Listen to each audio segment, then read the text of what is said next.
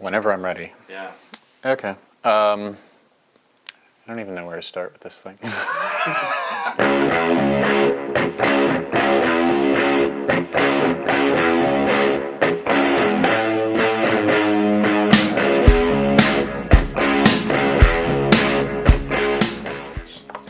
So guys, everyone, guys and gals, this is Joel and Josh. You can follow us on Twitter from Vspot And today we are going to do another review, or a more in-depth review, of the Pioneer for You IPV Trace, as in 3 150 watt box mod. So do you have the mod to... I have the box, but not the box mod. Alright. That could present a problem doing the review. I think do we need to go pick that up real quick? Yeah, it's on my desk at the office. Shoot. Alright. Be right back.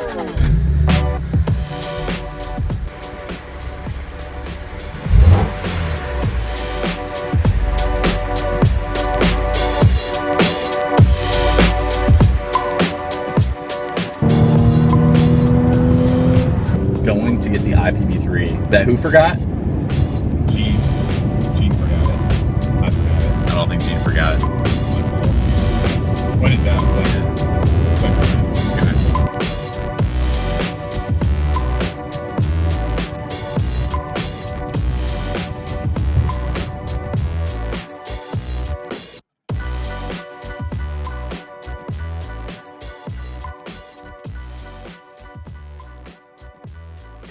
Yeah. And we're back.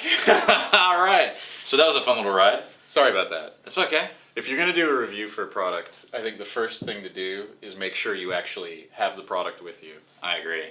So Okay. we've remedied that problem. So someone asked on Facebook to do a little bit more in-depth review of the IPV3, specifically also paired with the Atlantis, which Joel's been running for quite a while now. He also has a few data points as far as battery length and stuff, also with the Nautilus, which you were running. I think the Nautilus, regular Nautilus, right? Yeah, Okay. Yeah. Before the Atlantis came out, I tried to see how long it would run on a Without single it. charge. Okay. Yeah. So I think what we'll do is do a little bit close-up box contents, and then go back out to Joel's thoughts on just kind of overall performance and that kind of thing. So sound good? Works All for me. right. All right, cool. Yep, so I've been using the IPV3 for about a month now with a bunch of different devices, so anything from a Nautilus up to an RBA. Lowest resistance build I put on it has been about 0.4 ohms. I'm not really a big, huge sub-ohm guy. I like to get my vapor and my flavor both, and I think 0.4 is kind of the sweet spot for my tastes. This device, for a little bit more information than what we provided in the unboxing, is 150 watts out of the box. Minimum wattage that you can set it to is 7, and obviously the 150 is the max. With the SX330 V3S chip that's in this, it's supposedly going to be upgradable to 180 watts. And isn't yet, at least not that we've been able to find on Yeehee's site, so there aren't any updates available for it. Though personally, 150 watts has been more than sufficient for any of my uses, and certainly when you're running at lower wattage, I think the prime selling point of this is the extreme battery life. And case in point, like before I got the Atlantis, I had been running a Nautilus on here for 8 days.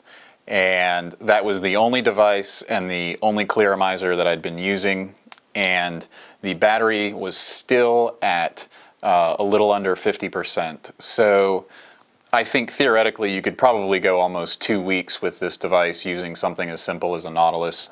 Obviously, the more wattage you run, the longer or the less time that you're going to get out of the device. With the Atlantis, I have been running it at the top end of what Aspire recommends, which is 20 to 30 watt range, and I've been running it at 30. And after watching other people play around with it, of course, I got greedy, started running it at 45. It's really hard to get burned flavor out of it, even at 45 watts. It's really like 50 plus watts. that you start getting the burned flavor out of this. And even then, it recovers relatively quickly. So here we'll just take a look at the settings on here. One of the things that's a little bit different than other like DNA 30 or type box mods like that I've been using is the setting of the wattage. This top button here, you would think if you press and hold that it would just increment your wattage, but in fact those are like memory positions.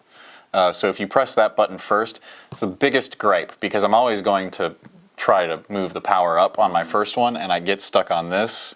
And I've done disastrous things where I've like put it at 100 watts with a Nautilus on there and then cranked it. That's a really good way to destroy a coil really quick.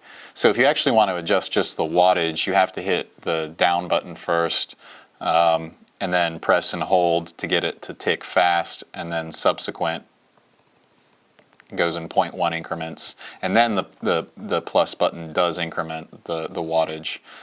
So that's a minor little gripe, but I think that's just a decision that that has been kind of standard on all the Pioneer for You devices, because I think the IPV2 and the 2S were both like that as well. So it's a little bit different than if you've got like a HANA mods like DNA 30. So it's just a little subtly different. Again, the touch sensor on this is not active, and since there were no firmware updates, we're not able to activate it. I'm not sure if that's really a big priority. It sounds like there's a definite discussion of the next firmware update providing 180 watts, but no word on the actual touch sensor itself. In terms of battery life, amazing on clearomizers, and fantastic if you're using a dripper. Using a dripper, I'm still probably about 3/4 of the way full on the battery. It doesn't tell you the exact readout of what the battery charge is, so you kind of just have to eyeball it with the little logo there. But I found that after a full day of use using a dripper that I'd be about, still 75% if I had to guess in terms of charge remaining. The other thing I should mention about that use is that I'm not a chain vapor, so normally I pick it up probably a couple times an hour, take a few puffs off of it, and then set it down while I work. So I'm not somebody that's constantly got it in my hand. So people who are big chain vapors probably could get this thing to drain the battery a little bit quicker. But no complaints in terms of battery life at all for what I've been using it for. What else do we want to talk about? The resistance on this goes all the way down to 0.1 ohms, and I haven't actually run anything that low. I did do a quad coil build at 0.2 ohms, but I kind of wussed out on using it. I think on the regulated device it would be fine, but I'm just not really into going that low in terms of resistance. That's not my thing. Like I said, everything is normally 0.4 ohms or thereabouts for me. And certainly the Atlantis is running at 0.5 ohms or somewhere in that neighborhood. Like the coil that I've got in here now is at 0.6 ohms. The output current of this device is 40 amps, and they do recommend that you use only 30 amp batteries in it, which I have been doing. So included in the box with this, this bag did actually contain the screwdriver plus 2 extra screws. The screws on these that are pre-installed are actually the hex screws, and I already lost the little blue screwdriver, so that took a month to lose. But as a nice feature, they did give you some Phillips head screws as a replacement, so I can take those out and switch to Phillips head. You also in the box get the user manual, and I love these. This is the best entertaining reading you can do because the English isn't always the strongest. I mean, even just the name of this isn't even user manual or user guide, it's user menu. So I think there's been a confusion of perhaps menu and manual, and they've created their own word here. Even like GUI operate, I'm not really sure what that is. I know that a GUI is a graphical user interface, But if that's what they're talking about as the graphical user interface, there's no room for a mouse pointer or anything like that. So a little limited in its display. Doesn't have a Bluetooth mouse? No, I don't think so. I didn't see any Bluetooth signal coming out of this, and maybe I just don't know how to put it in pairing mode, but the documentation seems to be silent on that matter. It does also come with the USB cable for this device, which is just a standard micro USB, so nothing revolutionary there. You cannot charge off of the USB cable, which is the one minor annoyance that I've also had, because that means that I have to open this, and I've been using the hex screws, although now that I've lost that screwdriver, I'll only be using the Phillips head. So you do have to take the cover off and pop the batteries out and put them in a charger. So if you don't have a charger for 18650 batteries, you'll need to get one if you purchase this device. Some changes or updates, like I know I went straight to this after seeing Josh's original IPV2 that he'd been using intermittently over the past, I don't know how many months. And they have made some changes in here. Like first and foremost, this 510 pin in here is now spring-loaded, and of course my top on that is too spongy, so I need something a little bit more rigid. But it is spring-loaded, is not adjustable. So you don't want to use a screwdriver to try to adjust the height of that pin because you will break it. It does have a port for plugging in an AC adapter, so theoretically you could charge it off there. And I've honestly never even looked through the manual to see if it tells you what the input current is.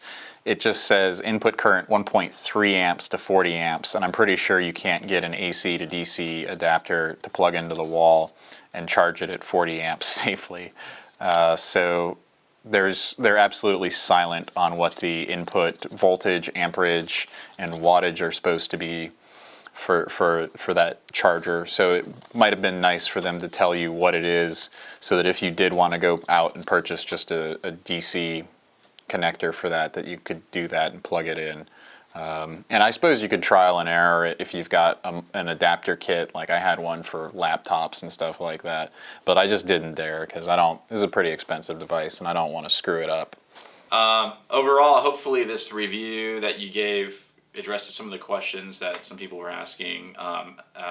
You don't want to name names maybe on the video, but people on Facebook, some of our followers there, were asking a little bit more in-depth questions, and I think this might be just a good, decent overall. Yeah, the pairing is totally solid. This Clearomizer requires a lot of power, and this... It seems kind of overkill to like run an IPV3 with like a Nautilus Mini or something like that. It does. I was getting sick of using that Nautilus. I was like, oh my god, I'm on day 8. This is never gonna end. And I didn't. I pulled the cord. I got out of there. Yeah. Cool. All right. So this is Vspot Vapes. Joel's more in-depth review of the IPV3. And you can buy them on vspotvapes.com. You can follow us on Twitter, Facebook, YouTube. I'm at Vspot Joel. And I am at Vspot Josh. That's pretty much it. So, cue the music. Cue the music. Wait. New hashtag. What is it? Gene, what was the hashtag? It was like Vape Family or Vape. Remember you talking about? Vape Friends? Or Vape Friends. Or do you want Vape Nation? Or Vape Nation. We're leading the Vape Nation. Leading the Vape Nation. I love it. All right, vape on. This is so corny. Should get a shot of Kyle.